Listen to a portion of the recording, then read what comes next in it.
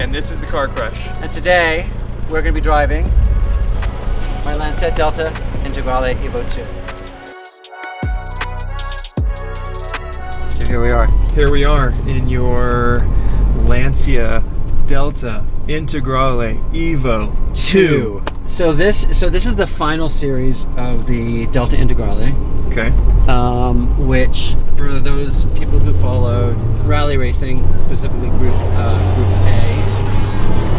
this car won 6 years in a row. Right. The EVO1 did, and so late 80s, early 90s. And so for Europeans, European gearheads, this car is kind of legendary. I mean, people. I'd say it's the holy grail.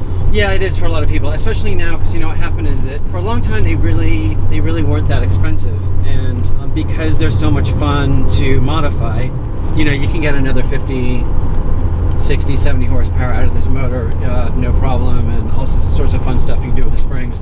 People really, went all out modifying and playing with them. So finding one that's original spec, right, that doesn't have some stereo system, that's put holes in all the doors and all that fun stuff, and of course also because it's of a certain era, and it's Italian, they rust really badly. Oh. The electronics, it requires some hand holding. Right. So yeah, finding a nice original one like this is kind of rare. And so the EVO2s, which were the final really 2 years of the Integrale before, actually just as Lancia had actually withdrawn from Group A, EVO2, they did 5 special edition cars, which were sort of limited series. Basically, it's just paint and interior, so It's not like it's a different motor or a tuned motor or anything like that. Right. So this is what they call the Giallo Ginestra, which it translates literally into it's Italian for yellow broom, and the reason being is because it's not because it's sweeps all the competition aside. It's because the Italians call mustard grass, when it flowers, it's that really, really distinct yellow. Yellow, yeah. They call it Ginestra. Okay. So this is meant to be that same yellow of the blooming flower of the mustard blooms. And so it's the paint, and it's got Alcantara inside, and yellow stitching and fun stuff like that. I grew up in England, came over here when I was only 6, I was really young. But I had this fascination once we got to the States of all the cars that you couldn't get in the US. Right. And so when this car started coming up through the ranks, and I'm reading like Car Magazine, Auto Car, and all that stuff, and this car's winning all that stuff, it was just like the most sort of unobtainium of European cars for a kid living in the States, and it just sort of never left me, Right. Well, I've also wanted this car my whole life, and I never lived in Europe. So how'd you hear about a car like this? I've just been obsessed with cars since I could speak words, and I grew up reading. My grandpa was like an avid car enthusiast, and he had cars, and we went to car shows, and he had like every motor trend and every car and driver magazine ever. I still think my grandma, I think my grandma still has them. Oh, and that's so cool. So I just grew up like reading these magazines and looking at these cars, and this was, obviously the car. I have the E30 M3, yep, which is very similar in that it's a box flare, late 80s, early 90s car, and that was also one of my dream cars, but it's definitely, at this point for me at least, the more obtainable of the two. Part of the romance for me of getting this car, apart from the fact that there are so few of them here in the States, was the idea of actually bringing a car over. And so when I found it through a dealer up in Northern California, was he already bringing it here, or he just found the car? So his name was Marco at Euro Classics. He had put an Integrale up at Bring a Trailer that didn't go, and I called him to see whether or not it's still available. It had since actually been sold, once the auction had been closed. Mm-hmm. And he said he had a few cars coming over. Would I be interested? And I honestly was not looking for a final edition car because they are more expensive. Right. But I also kind of figured, they do tend to capture more market attention. So I figure when and if I'm ever ready to sell it, it's going to go that much more quickly. Yeah. And it took like 6 weeks for the car to get over, and you could follow like where the boat is on its,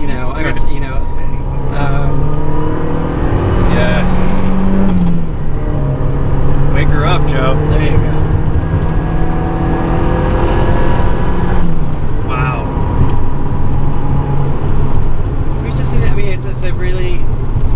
It's a completely unique combination of elements. You know, I love the design.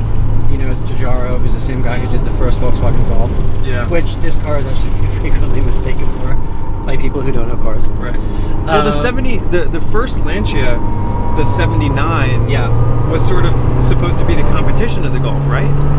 From what I understand. I'd have to remember what the timeline was. I mean, that kind of makes sense. I mean, it's a front-wheel drive. Yeah.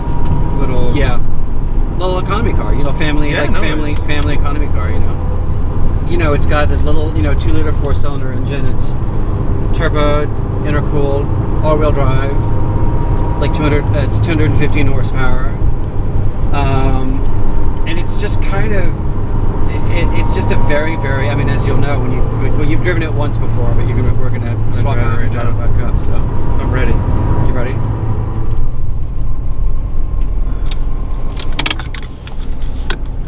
All right. Hello, Angeles Crest. Hi, Angeles Crest.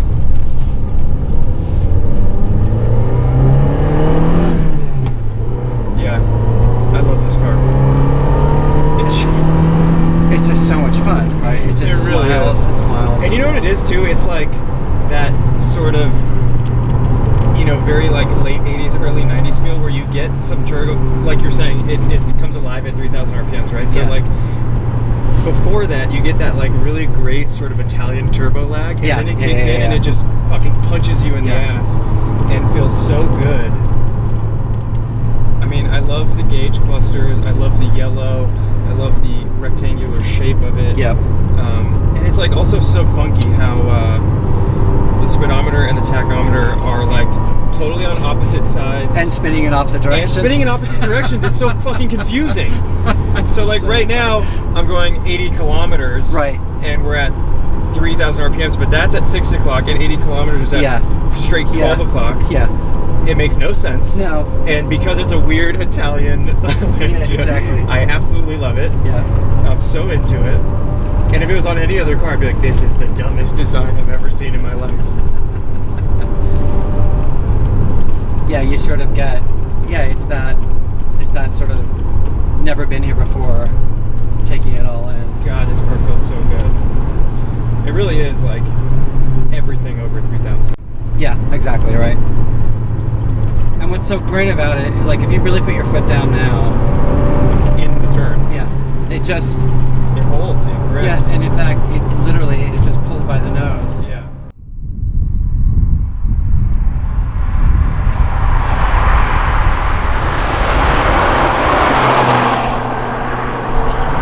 You know, I was noticing today when I was following you, how, and I'm assuming it's OEM, like how cambered the front wheels are too. Yeah. It looks so cool.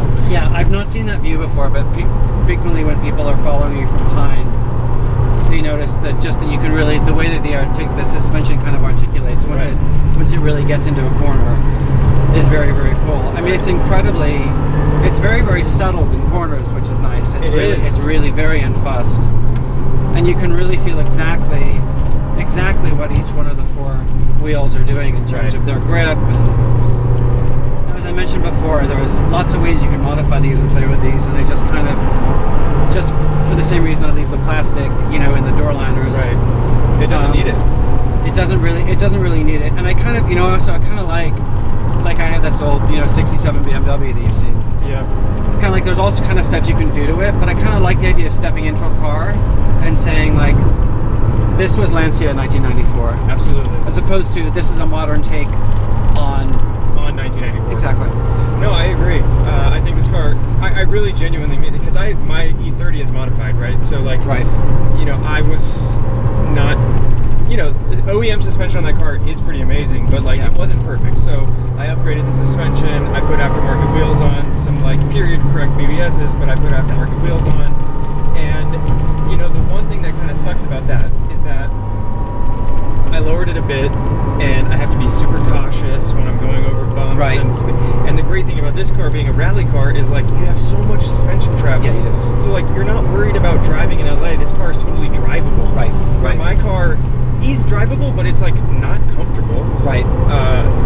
Which is partly my fault, but like, and this car has crazy visibility. Yeah, you can see from everywhere. everywhere. Greenhouse, yeah.